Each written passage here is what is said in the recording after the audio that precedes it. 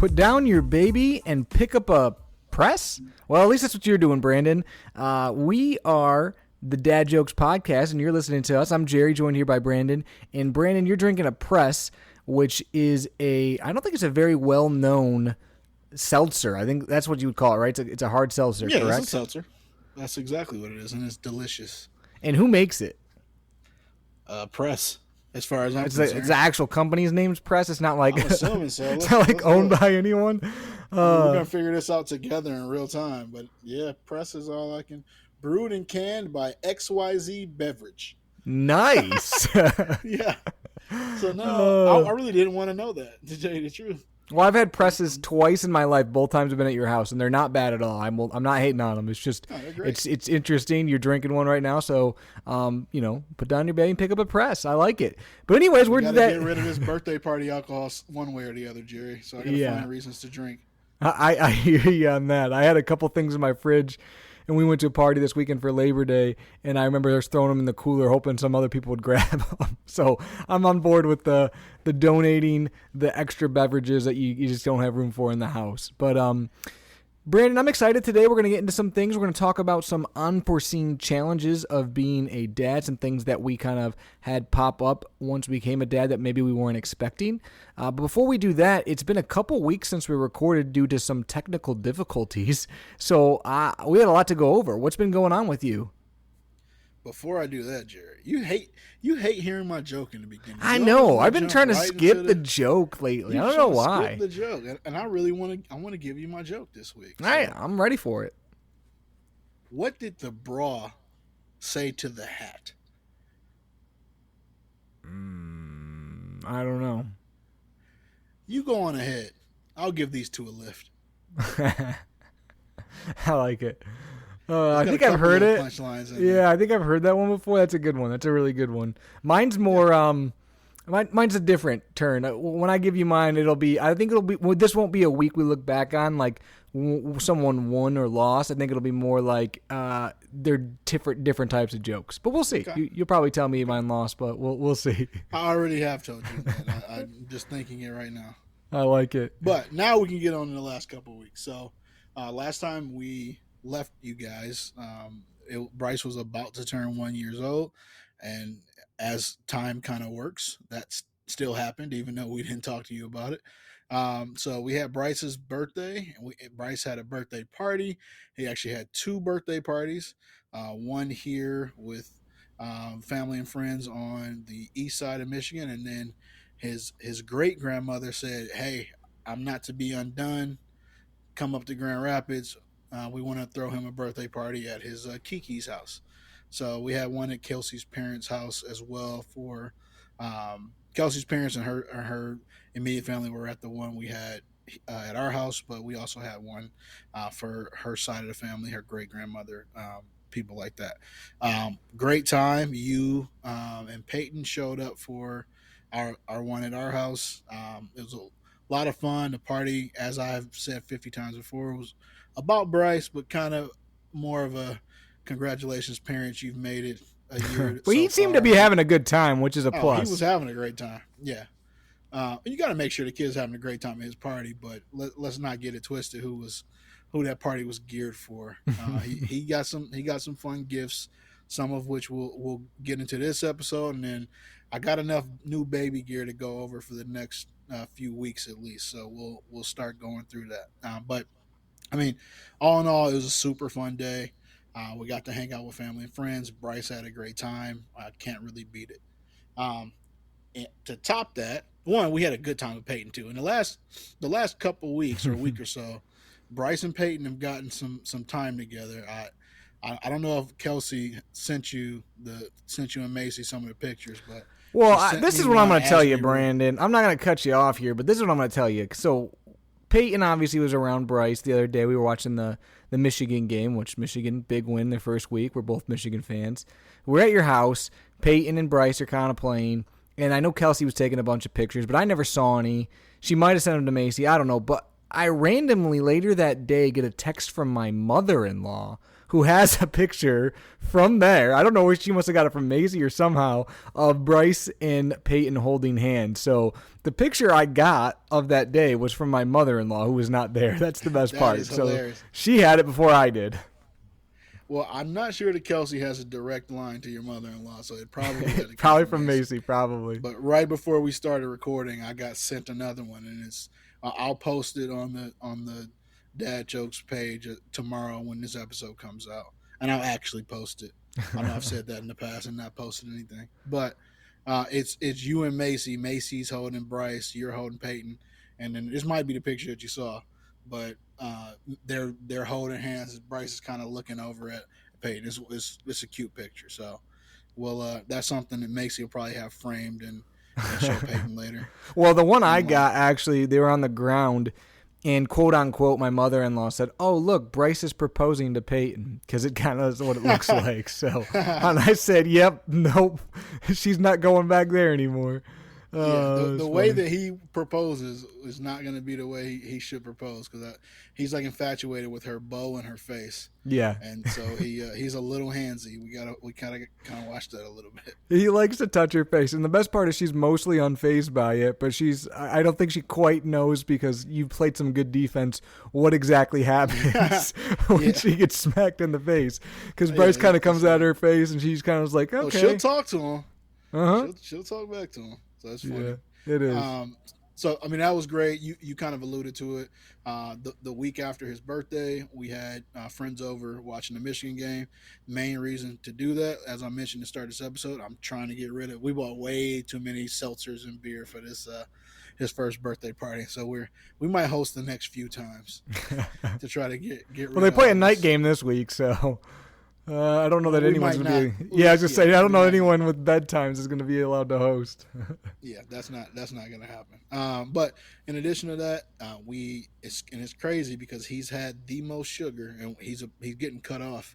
But in the last 2 weeks, he's had the most sugar. He never really had sugar before that he ever had. But he slept through the night 4 nights in a row. We're on a streak where, I mean, neither one of us goes into his bedroom at all, and I'm going to jump ahead a little bit. I'll come back to a couple things this last week, but one of the baby gear items that I highlighted was, you actually brought this up. Kelsey was listening to an episode. She heard you mention it in baby gear, and bought it on Amazon that day. So it's on sale right now for $40, $8 off. It's the Baby Einstein Sea Dream Soother, and the reason I bring that up. So today, Bryce woke up at about 6:50. I heard him like make a noise on the monitor. I looked at him. He kind of like sat up and then went right back down. So I thought he was going to sleep. And I was like, let me eke out this extra like 30 minutes of dad nap time today. So I woke up like an hour later. It's almost 8 o'clock at that point, and I like wake up. I was like, this kid isn't moving. I look in the monitor and he's just sitting up, playing he got 2 pacifiers in either hand and is just playing with them. And then he's looking at this thing. And so I go into his room, and he's found a way to go up to the machine, turn it on to the point where the light's on and the fish are moving in it, and he's just sitting there looking at it. And it was just like, I'm like, this is cool. I look back at the monitor. He's been up for 45 minutes just like playing with himself in the crib. So that's a little sneak peek at the baby gear. Last couple quick hits, and we'll get to your week. He can stand for about 5 to 6 seconds now. I have timed him, and then he kind of collapses, but he stands just long enough for you to think that it might be every time. It might be that time that he doesn't fall. It's kind of weird. And then his 1 year doctor's appointments tomorrow, so we'll have more to report next week. Wow, lots going on. Obviously, it's funny. We normally meet every week, but when it's 2 weeks, it just seems like there's so much that happens because, every week's interesting as a dad, but 2 weeks you get a lot of stuff. We were busy as well. Obviously, we saw a lot of Bryce and you guys, which was fun, getting the kids together. Also, some other kids that were around as well, which is kind of fun. Peyton had her 9-month appointment since the last time we talked, which was kind of big. That's crazy. Yeah, she's over 9 months now. The big thing for us was when Peyton was little, you guys might remember if you started listening to us from the beginning, she was always very, very small, first, second percentile with weight, things like that. But now she is 25th percentile for weight, 10th percentile for height, and 75th percentile for head. So she got a big old head, but she's doing good. So she's tracking. That kind of makes me question those percentiles a little bit, though. It's kind of funny. Because her head is not that big. I don't think so, but I just, it is kind of funny, too. I mean, and they're always squirming when they're measuring, too, so you always wonder if it's, like, an exact science, because they got that little, like, tape measure that goes around their head. But I don't know. Either way, she's definitely not first or second percentile for anything anymore. You can't convince me that she has a 75th percentile head. Well, it's funny, too, because she's pretty small still, 25th for weight, 10th for height. So you think a bigger head would look even more like big, but it doesn't seem like she's a big head to me either. But yeah, I mean, you and I both know and work with a guy who has a 99th percentile head. Like two of them. And there's two of them. They're right. They're in the same building. Yeah, they're in the same building. So I don't think Peyton would qualify in that regard. Oh, that's funny. But, yeah, so the appointment went well, other than she's got a little bit of, like, a diaper rash thing going on that we're trying to get under control. It's the first time she's kind of had that. So they finally prescribed her something we just started using. We'll see if it works because it's been around for a couple weeks now. But other than that, everything went good with the appointment. So that was exciting. She can stand not for 5 or 6 seconds, probably 2 or 3, but she loves to stand. She wants to be standing 24/7. And she's really good now at, like, she, like, wants to, like, balance herself between multiple objects, not just one. She thinks it's fun to, like, go between objects. And then sometimes she's, like, barely touching something standing. So she's getting pretty good at it, but without, like, support, only, like, 1 or 2 seconds. But she hasn't really tried it, and I haven't really pushed her on that yet just because, quite honestly, I'm not ready for her to be walking yet. She just started crawling really well just a few weeks ago, so... But she's doing good there. She's definitely becoming a more picky eater, which is a struggle. That kind of goes into one thing we're going to talk about today later on. I'll go in more detail with that, the whole eating thing. But, yeah, she's becoming a pickier eater. I gave her mashed potatoes the other day, Brandon, and you would have thought I was feeding her poison. I have no idea why. She gave me the most disgusted look and, like, started crying. I'm like, it's potatoes. What? It was the weirdest thing. I don't really like potatoes either. Yeah, I don't know. That was weird. And then something else that happened that I'm going to kind of bring up because it's something I think might be relevant to people listening. This week, one of the nights right before we were getting to bed, it was probably 9:30. I get a call from my stepdad, and he's like, "Hey, your mom's pretty sick. She's got a high temperature. I don't think she's going to be able to come in the morning. She's supposed to watch Peyton in the morning." And at this point, it's late. Peyton's already in bed. It's late in the evening. Our other babysitter, which is Macy's mom, had to work the next day, and then me and Macy both had to work. And as a nurse, because she's a nurse, if you call in late, like if you call in kind of last second, like which would have been for her, you get like double hit. It counts against you like twice. And she already had to do that one time, so I had to kind of call in, and I had to spend the day with Peyton, which was kind of nice. But it does make you think, like, hey, what is your backup plans, or what can you do in these certain situations? And sometimes you got to do like what we did, and you just got to have someone call in. But if you're unable to do that, or if it's going to cost you financially severely or anything like that, you want to have some options, because it kind of got sprung on us, and I basically had to take the day, which was fine. Luckily, I'm in a position where it's not the end of the world if I do, but it stressed me out for sure. But it was nice. Me and Peyton had a good day together, which we had spent the weekend together before that, so it was kind of nice. We got a lot of time. She's been very clingy towards me lately, which might have something to do with that.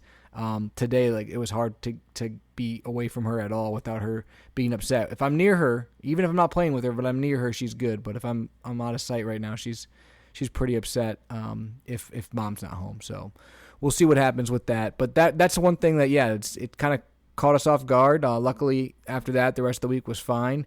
But she's been doing good. She's been sleeping pretty well. She's been going down difficultly.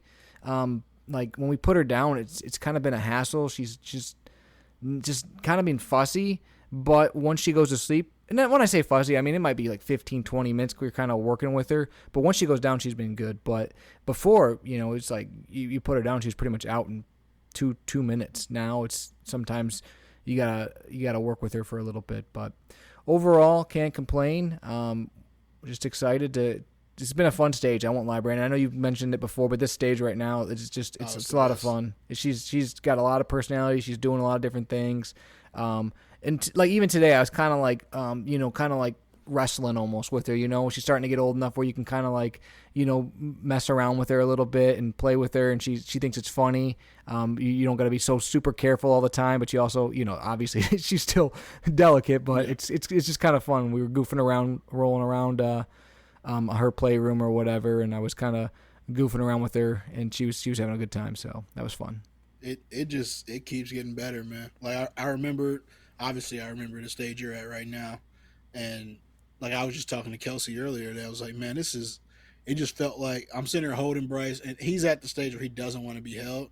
So those moments that you like, they let you hold him for a little bit, and like, I was distracting him a little bit. He's playing with the string on my hoodie, but he's just like looking at me, like looking at my face, and it's like those moments you really feel like you connect with them. And we had a few of those over this long weekend, so I'm definitely thankful that neither one of us had to work Saturday or Monday. Kind of had a guilt-free weekend, and I feel like, I don't know, it felt like me and Bryce bonded a lot this weekend.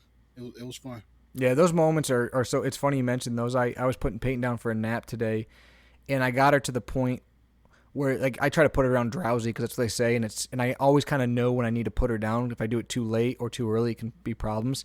But she was behaving, and a lot of times when I rock her now before I put her down, she's like clawing my neck or grabbing my necklace or moving her hands all over the place. Yeah. But she was like just chill, and I'm like, oh, I don't want to put her down. But then in the back of my head, I'm like, if I don't, I know I'm going to pay for it later. So I just took an extra like 30 seconds. I stole 30 seconds, but those moments are great because she's the same way. She doesn't really love to be held for long periods of time.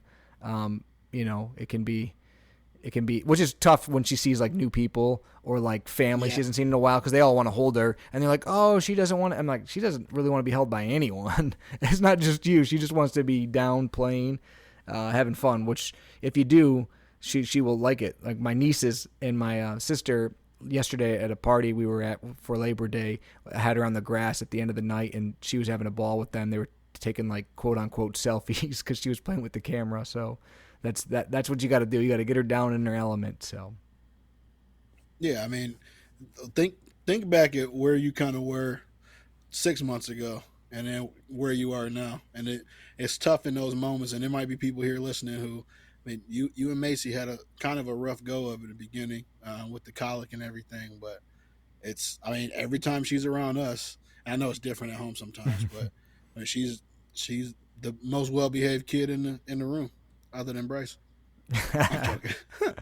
No, she's been great lately. I mean, she definitely has cranky moments. The drive to my dad's house yesterday with the dog crying and her crying was definitely one of those ones from a movie, I swear. But for the most part, she's very good now. She's more of that kid now that she's good most of the time, but when she's bad, which is okay. I take that over kind of bad 80% of the time. So. Yeah. Brandon, let's get into this baby gear. You said you had a couple pieces of baby gear. I know I do too. So hit us with some baby gear and also maybe a couple gifts that you were excited to get. So I'm going to do the gifts in kind of waves, and I'm going to incorporate the baby gear into them as well. So two things I want to hit on this week, and we'll just kind of go over the next few weeks. One, this isn't baby gear, but Jerry thought he was hilarious. We actually had 3 people who thought that they were really funny. 2 of them got the exact same gift. It was Jerry and my cousin CJ. Got Bryce a drum set, like a digital drum set, which if you know me at all, noise does not bother me. You said you want him to play the drums. You literally said that on this podcast. So it wasn't yeah, you did. You said you wanted to play, you were talking about playing the saxophone, and you said you wanted to play the drums. Hold on a second. Okay, cool. I'm good with that.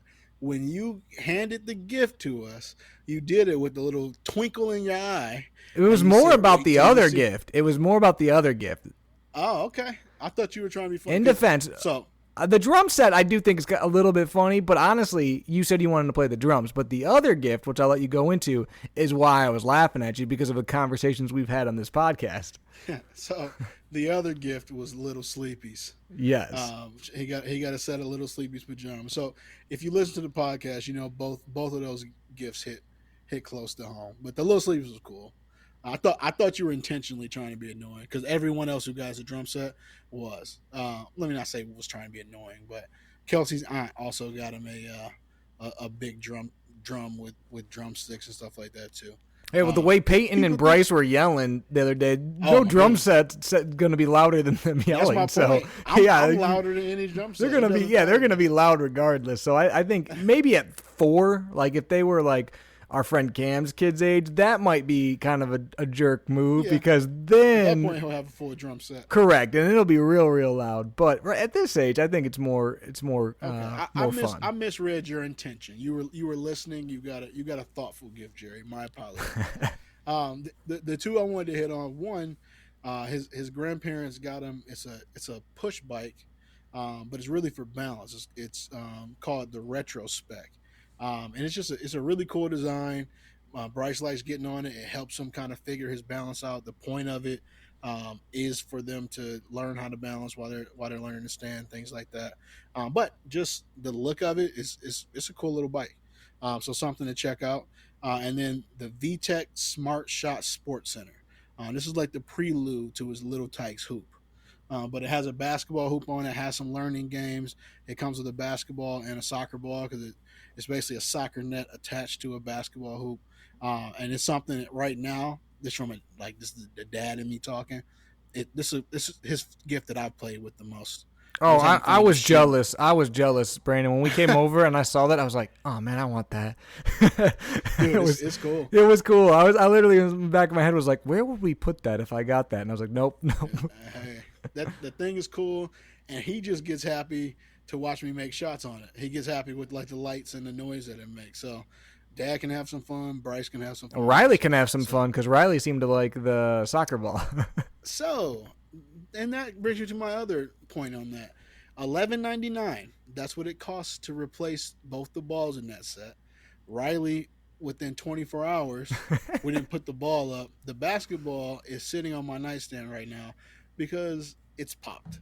Riley got a hold of it and popped it, which is it's so difficult to kind of like teach him what's Bryce's toys versus his. Because the other thing is, so Riley can't tell the difference, and then Bryce has free reign over all his stuff basically. Because Bryce gets to crawl and he goes right over to Riley's toy ball and just throws it. And so I'm constantly telling the dog and the kid, leave the other one stuff alone. Never thought I'd do it. That's an unexpected challenge. That is an unexpected challenge. I was dealing with that literally 10 minutes ago before we started recording. Peyton was trying to grab the dog's toy, and I'm like, no, not that. You have 100 toys. Yeah. Yeah, that's funny. They just don't get it. Neither one of them do. No. Well, those are good. Those are good pieces of baby gear, Brandon.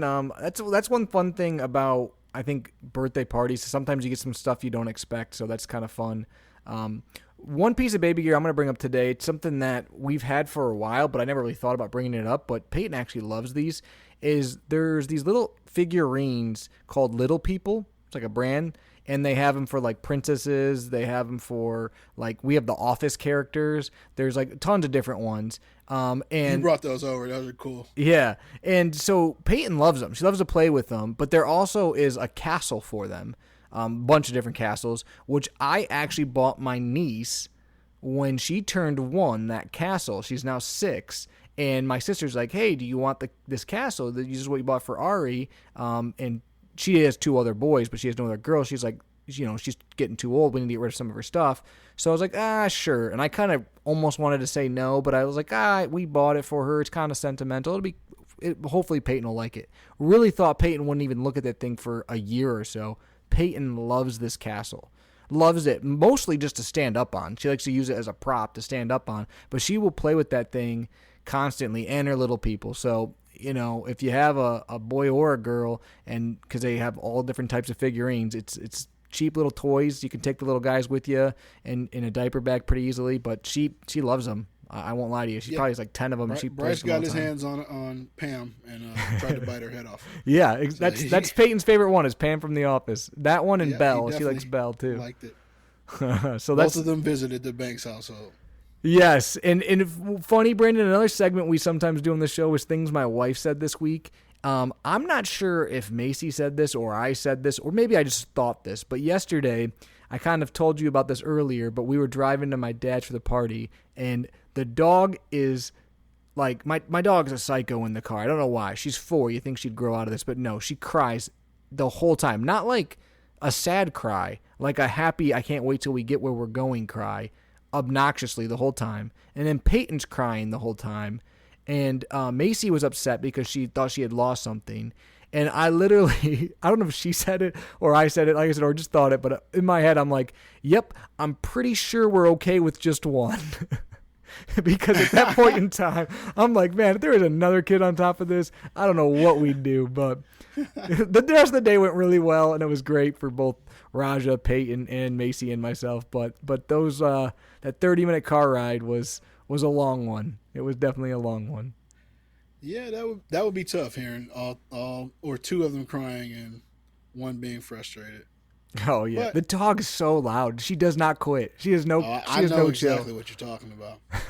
She's so loud. It's the same noise that Riley makes. I think when he knows that he's going to my parents' house because Yeah. they watch him every once in a while, and he knows as soon as we turn in the neighborhood and starts squealing. But 30 minutes of that is tough. Yeah, it'll get on you. But, anyways, Brandon, let's get into today's episode. We're going to talk about unforeseen challenges of being a dad, things that we maybe didn't expect that are kind of tough. Some of them I think will be maybe a little bit deeper. Some of them will probably be a little bit more lighthearted and fun. So, one thing I'm going to go, I'll kick it off if you're okay with that. But Oh yeah, one thing that it kind of unexpected but was tough for me personally to deal with because of my personalities. Brandon, you know me. I love to plan. I love to research. That's actually why we started doing this podcast, is so we could talk about, research and things that we had found out about. I didn't expect when I became a dad that it is very difficult to find time to do that. I always thought like, hey, at this stage, I'll know what's going on. Like when she turns 3 months, I'll know how often she's supposed to eat and how she's supposed to sleep and what she's supposed to be doing. And I have apps and I try to spend some time doing those things. I talk to you, I talk to other people, but it's still very difficult because a lot of times you're just kind of figuring it out as you're going on or when you're in the moment and you're just Googling stuff. You'll be like, wait a minute, what is she supposed to eat 2 times a day now or 3 times a day? Or when did that switch? And that's just, it took me by surprise because oftentimes I thought I would know exactly what's supposed to be happening and I kind of figure it out on the fly, or I'll ask Macy a question or she'll ask me and then we'll look it up and go, okay, yeah, that's not yet. Or nope, she should be doing that now. And you kind of figure it out as you go. yeah. I mean, it's just today we were googling about tortilla chips and whether or not a kid may be able to have them like a small piece. The answer is no. You're not supposed to really feed until they're 4. There's a choking hazard. Even though I've definitely seen kids younger than 4 eating Yes. chips. But that was the answer. I mean, so one, let me give Kelsey props because she is active and she has been active in her Reddit group that are moms who all delivered basically at the same time. So she's been with this group of women since they got pregnant. They got pregnant together. The group started. It's September bumpers of 2021. And so you kind of, from a group think perspective, get a ton of research that way, both in what's worked and not worked with other parents, and you know that the kids are the same age as yours, but also different ideas. It's like the group is doing the research for you. So some really good ideas for us have come from that. And Kelsey, she probably has less time than I do because she keeps our household going, but it finds a way to spark conversations with us that way. And the other thing, I mean, for me and you, this podcast is almost a cheat code for that Mm-hmm. because I feel like we kind of pick topics that we also want to research at times to learn a little bit more about. and it forces us to spend, even if it's 30 minutes to an hour, looking up a specific topic. That helps as well, because I completely agree with you. It's like you're used to being super prepared in everything that you do, but life, aka and your kid, just keeps throwing these little different wrenches at you. I mean, if you listen back to the episode when Bryce had peanut butter for the first time, we didn't have any. If I would have done Right. the right research, we would have had the right medicine at home for him at the time, and I had to run the Rite Aid in the middle of the night, and we were freaking out. So you gotta be comfortable, which I know your personality doesn't always lend to, with some of the spontaneity, but it's you can use certain tools to help with the research as well. And I think Reddit is a great tool for that if you guys aren't on it already. Yeah, no, Reddit, there's definitely Reddit threads, also Facebook groups, and different apps too. And it's like you said, knowing where to go for the information quickly always helps. But it's just funny, like I said, just for me, it's more like I'll be laying in bed sometimes, I'll be like, I guess I don't know when this happens, whatever that is. And then, like you said, sometimes for this podcast, you end up finding something out, and then we have a topic because of it, or you do some research. But it's finding those small moments where you can do the research too, whether it's late at night laying in bed, or it's listening to something on your way to work, or whatever it is. But that's something I guess I didn't give enough credit to, is that it will be hard, because before the baby was born, when Macy was pregnant, I was able to read a lot of different books, do a lot of research. Now it's like you don't have time to do a huge amount of reading or a huge amount of research on everything before it happens. So sometimes you got to be reading as it's happening. Okay, she's 9 months right now. What do we need to be working on? What we do need to be changing? I do know that, for example, Huckleberry has a great sleep schedules that they'll send you based on age. Those have been super helpful. Things like that, so what to look for. But that's definitely one on my list. What's one on your list, Brandon?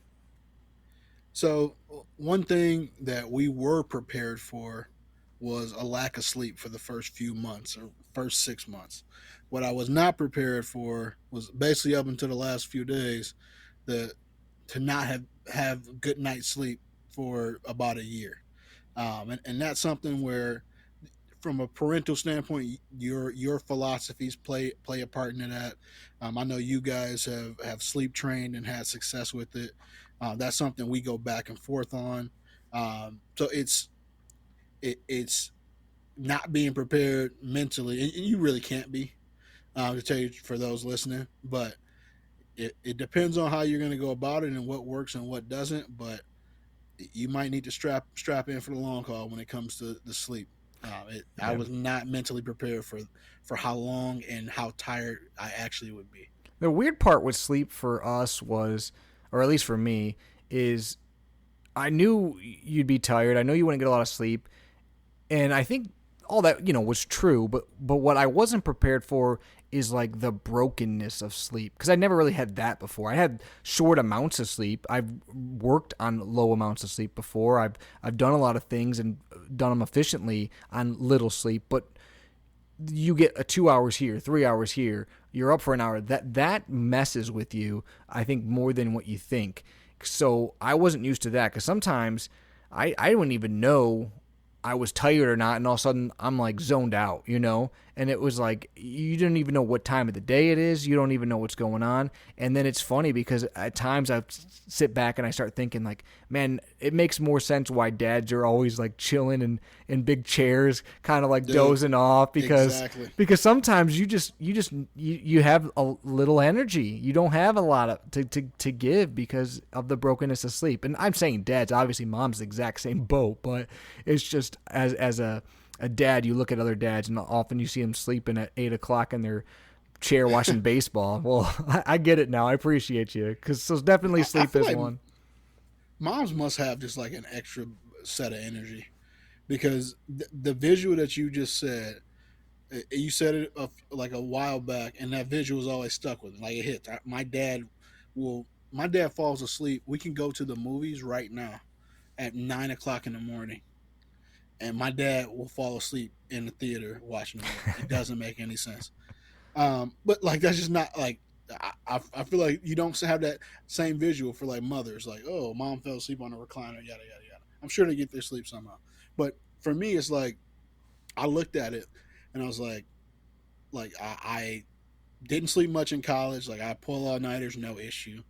I'm the guy who will stay up till midnight, 1 o'clock, wake up at 6:30 the next day, 6 o'clock the next day, go through the whole day, no energy drink. I'm good.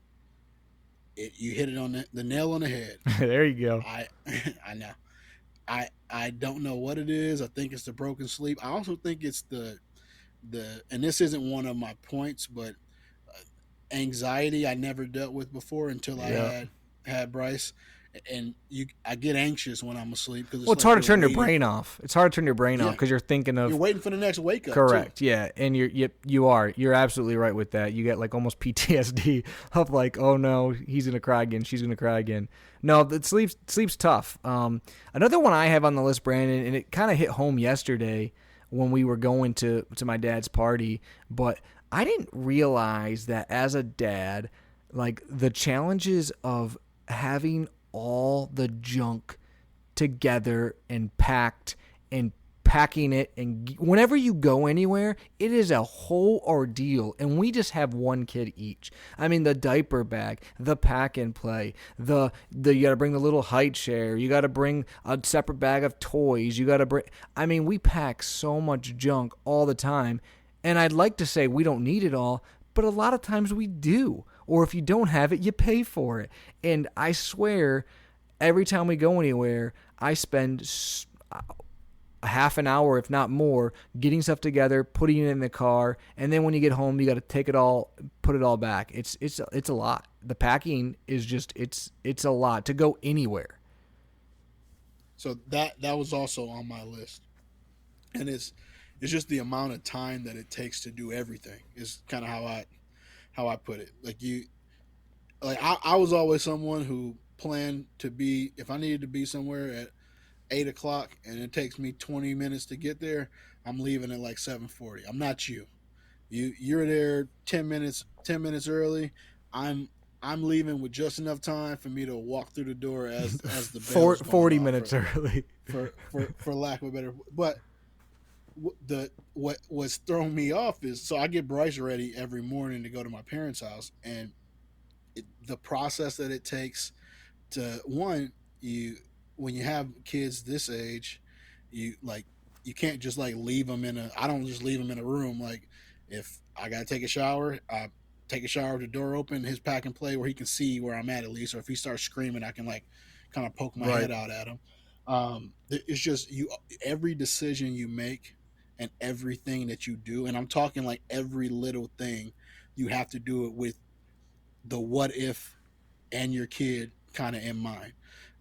So it that and that, I'll make that my next point. It's how much you have to pay attention slash watch him.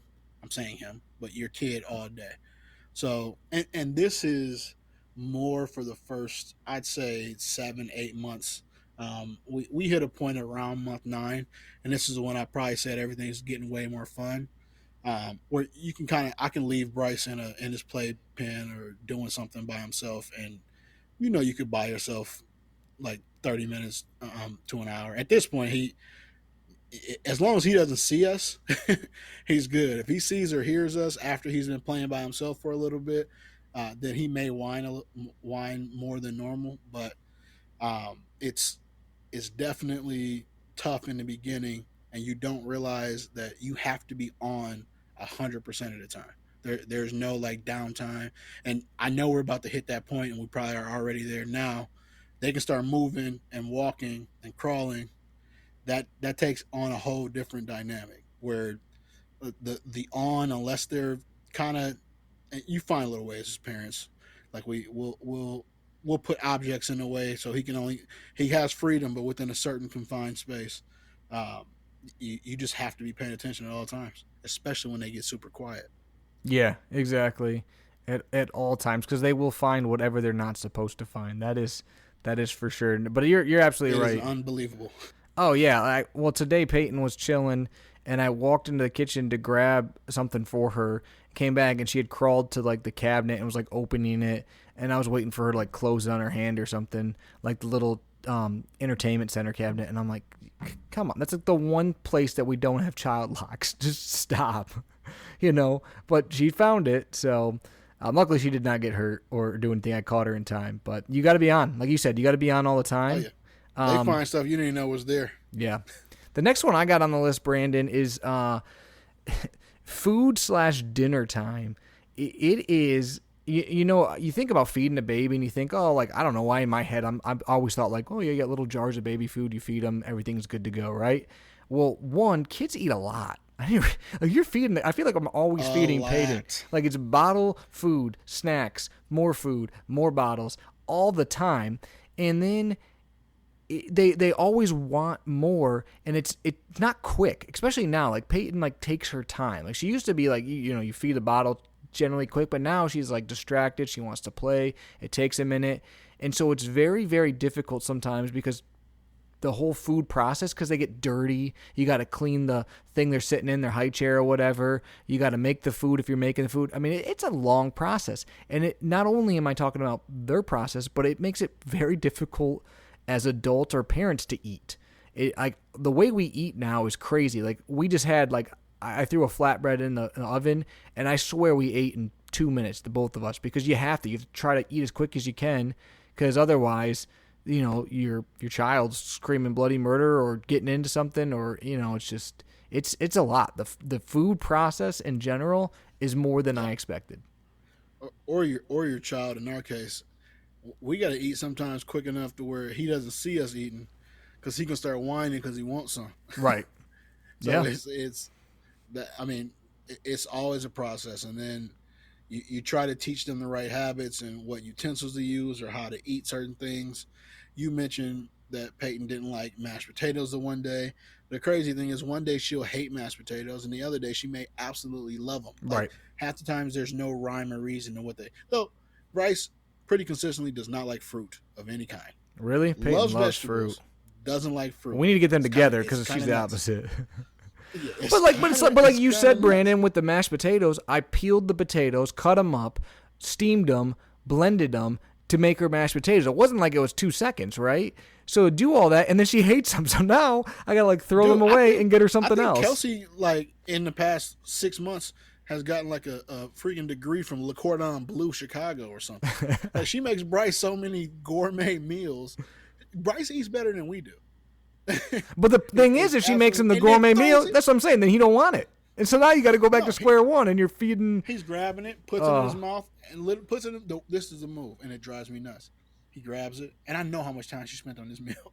Puts it in his mouth, looks around, opens mouth, puts the tongue out, drops it, or grabs it. Where's Riley at? Looks around. Yep, feeds it to the dog. It's Peyton's move. Whatever side he's on, he just Salt Bae drops it on the ground. Yep, that's Peyton's new move. Feed the dog. Raja loves it. Dad and Mom do not.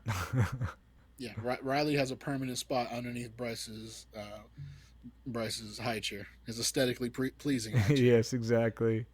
What's next on your list, Brandon? So my next two, and I could probably say my final two. I got a couple others, are a little bit deeper. But the first one is how quickly. So the challenge, I guess, isn't how quickly you want a second baby, but it's wanting another baby, but not wanting to lose any time with Bryce, if that makes sense. That makes sense. In my head, I'm like, hey, I'm having 2 or 3 kids. I know that Kelsey and I are kind of lockstep there, and you want another kid. Like we have a plan on when we want the other kid, how closely we want their ages to be, things like that. But every time I hang with Bryce, I'm like, man, this kid is so cool. Like I'm thinking about our future together, and all you can really think about is a kid that's in front of you. So this kid, and the fact that if and when another kid comes into play, that's less time I have to hang out with this kid, and this kid's so great and cool, and it's like mentally, it's hard to come to terms with that and make a conscious decision to try to have another one. And it's something I'm still struggling with. Well, I don't know.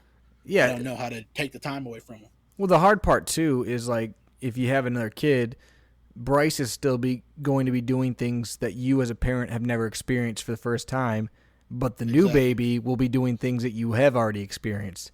So it's hard because you're like, okay, well, this is all still brand new for me, but I've been to this stage before, and yeah, Exactly. it's This is cool, where but middle I've been child at this syndrome stage, comes into play. which I'm a middle I guarantee child, so this. Ah, this makes a lot of sense. yeah.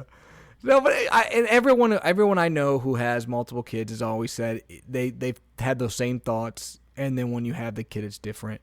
Um, as bad as this sounds too, and I don't think this is true, but I also think that like if you had a girl, it'd be different. If I had a boy, it'd be different too, because now you've never had a girl before, so that is all new to you. I've never had a boy before; it's all new to you. Not that if we had another girl, I would be like, eh.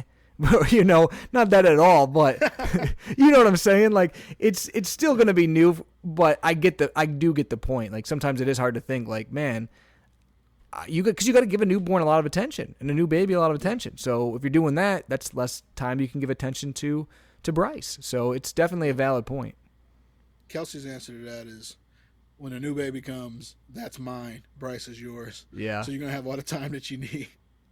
and like I said, I'm sure as we're going through it, you'll figure it out. And I've also heard that different parents, it like hits them at different points in time, if that makes sense. Like I've had dads tell me before that like the first month of their second kid, they were kind of like, not that they weren't like interested, but it was kind of like hard for them to bond as much because I think they're used to like the older kid and playing with them and having fun. But then like there's like a point where they said it just clicked and it was like, okay, this kid's pretty freaking cool too, because they start getting personalities and stuff like that. Oh yeah. So that's definitely that's a real one for sure. You said you had another one that you wanted to go into really quick. Yeah. So you prepare yourself and you prepare with your partner for how tough like it's going to be in the beginning, but I mean I'd say the first 6 months was the toughest stretch that our marriage has had since we've been married, and it's a combination of a lot of things. It's everybody's tired. Everybody gets frustrated at times with things that are going on, like with the kid, and then you don't have time to hang out with your spouse like you're used to.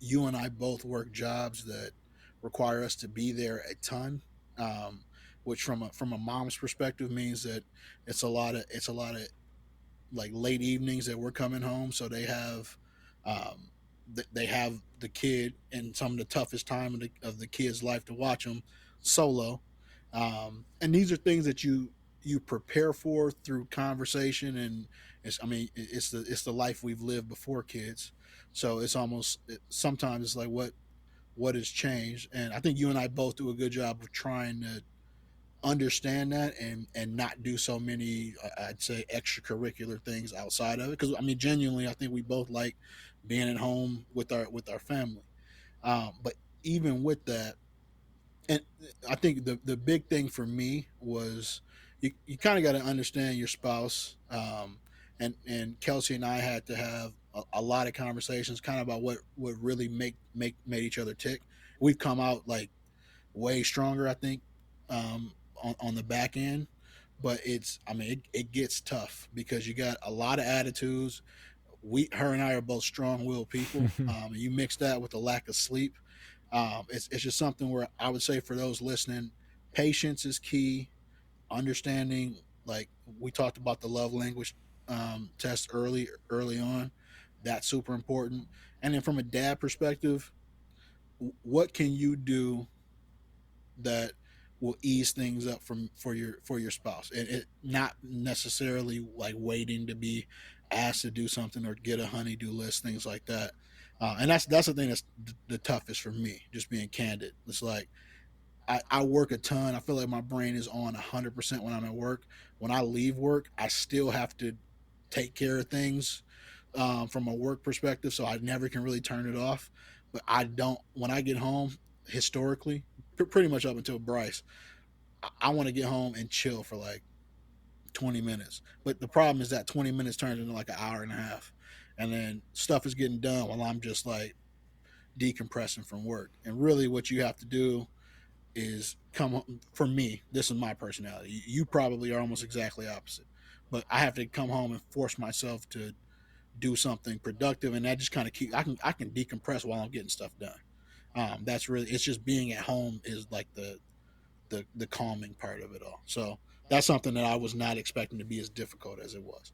Yeah, I think the key there, is you got to know, like you said, you mentioned this, but you got to know your spouse. You got to know the relationship that you guys have together, and that's key because everyone's different. So whether it's you got to find time for them. So whether it's date nights every once in a while, whether it's hey we watch a half an hour show together every night before we go to bed, whether it's trips, whether it's conversations, and it all depends on your guys' work schedule, your guys' work life balance. Do you work from home? Do you both work? Do one work? I mean, all those things will play a part into it, but it's conversations, like you said, figuring it out, and also knowing each other's personalities. I work a lot, like you mentioned. Macy also works kind of crazy hours, so sometimes it's hard for us to see each other.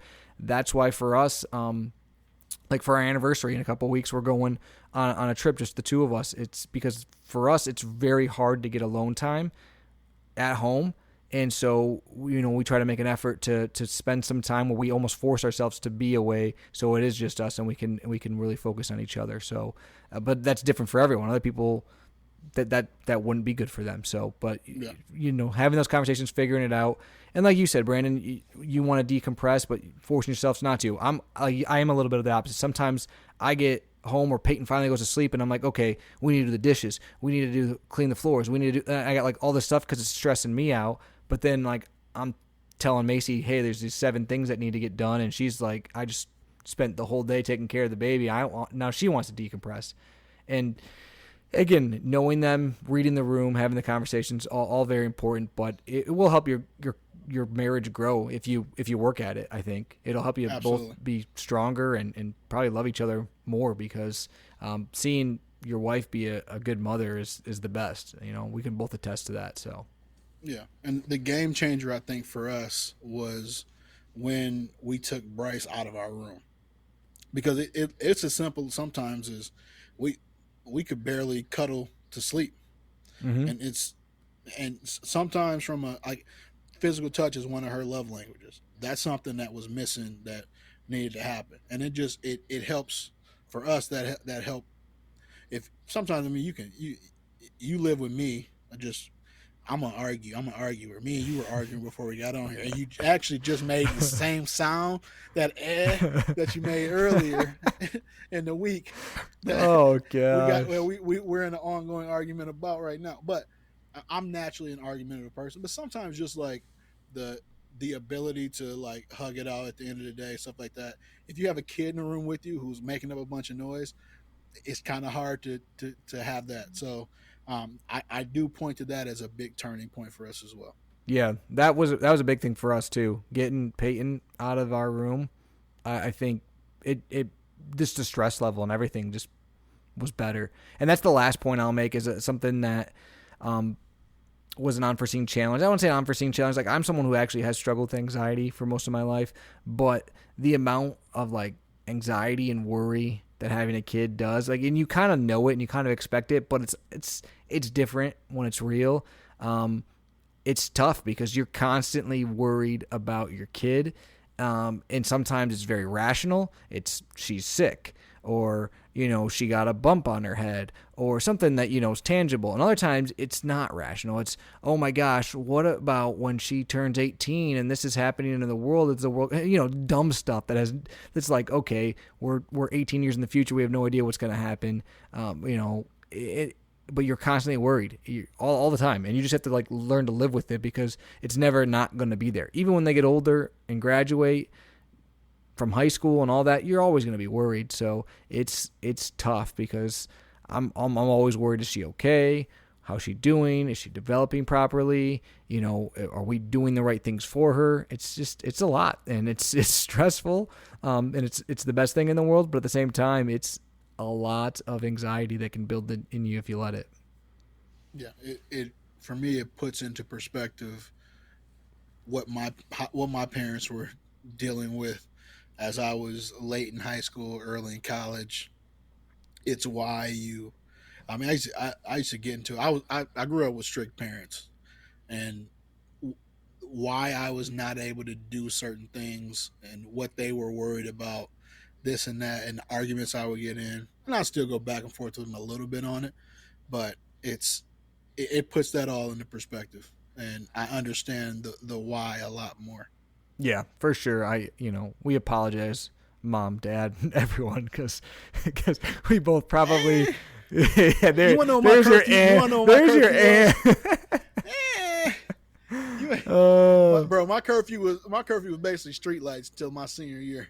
Oh, I had a pretty early curfew too until later on, but it always my sister had the worst, and then as you go down kids, it gets a little bit loose. My brother, I'm pretty sure, like my parents didn't know where he was half the time, because by the time they got to him, they just they gave up. They're like, "Where's Nick? I don't know. Yeah, he's somewhere." I swear they don't believe me when I say this. We were in the same house. I was a senior. My brother was like a freshman, and I swear his curfew was later than mine. I wasn't at the house yet. It makes no sense. I love it. Well, Brandon, let me hit you with the dad joke. As we wrap up the topic. You talk this one up. Well, I wasn't talking it up. I said it's different. It's different. So, Brandon, this kind of hits real. So, Brandon, what's the difference between a man's wallet before and after kids? It's non-existent after kids. There's pictures. There's pictures where there used to be money. Like I said, it's a little bit. It's more like, yeah, that's just right. That's just real. That hurt my feelings. Exactly. But it's always nice to have a nice wallet-sized picture of your kid, where you used to have a nice crisp $100 bill, maybe. But it makes you smile at least. Well, Brandon, I thought that was pretty good. I think it was good to go over some of those things. I think we had similar lists, but also some of the things you hit on that I didn't think about. It's always like sometimes I'm like, yeah, you're absolutely right, because being a dad is definitely the hardest thing that I've ever done, but the best thing without a doubt. So it's the greatest thing, but it's not without challenges for sure. And I'm sure anyone who's a dad can attest to that. And if they're not, they're lying, because it's not easy. So it's not, but it keeps getting better. It does keep getting better. It does. So, Brandon, we're excited because next week we're going to have one of our listeners on the show. They messaged us and want to be on the show. We're going to talk about a fun topic that week. So if you are at home listening to us and have been for a while, please make sure you comment on things. Tell us what you think. Also, if you want to be on the show, let us know as well. We always like to hear from you guys, like all our social media pages, all that good stuff.